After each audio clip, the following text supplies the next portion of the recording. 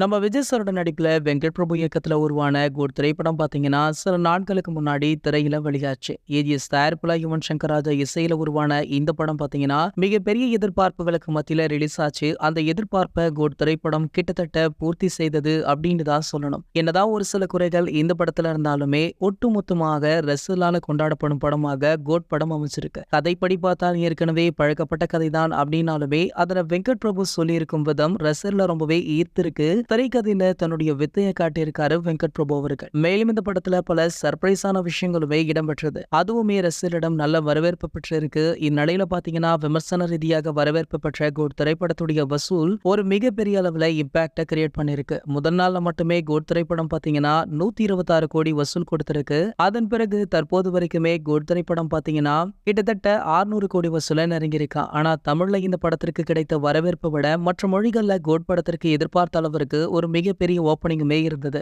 எனவேதான் அண்டை மாநிலங்கள்ல இந்த படத்திற்குமே வசூல் அதிகரிச்சிருக்கு. குறிப்பாக விஜய் சாருடைய கோட்டை அப்படின்னு சொல்லக்கூடிய கேரளாவில் கூட கோட் படத்திற்கு நல்ல வசூல் தான் கிடைச்சிருக்கா. சோ இதனடுத்து பாத்தீங்கன்னா பிரபல தொலைக்காட்சி இன்டர்வியூல கூட இந்த படத்துடைய தயாரிப்பாளரான அர்ச்சனா கிட்ட இந்த படம் 1000 கோடி வசூலிக்குமா அப்படின்னு கேட்டாங்க.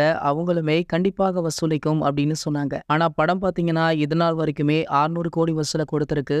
ஆனால் இந்த படத்துடைய அனைத்து ரைட்ஸ்களையும் சேர்த்தா கண்டிப்பாக படம் 1200 கோடி கிட்ட வசூல கொடுத்திருக்கா. அதாவது இந்த படத்துடைய ஆடியோ ரைட்ஸ், சேட்டலைட் உரிமை, ஓடிடி உரிமை அப்படின்னு படம் ரிலீஸ் ஆகிறதுக்கு முன்னாடியே ஓட்ட பணத்தை விட 100 கோடி லாபம் அப்படின்னு அதே அர்ச்சனா கல்பாத்தி சொல்லியிருப்பாங்க. இது போன்ற நம்ம தளபதியை பற்றி வெளியாகும் அனைத்து செய்திகளுமே நீங்கள் உடனே தெரிஞ்சுக்க நம்மளுடைய தமிழ் நியூஸ் எக்ஸ்பிரஸ் அப்படின்ற நம்ம சேனலை சப்ஸ்கிரைப் பண்ணிக்கோங்க.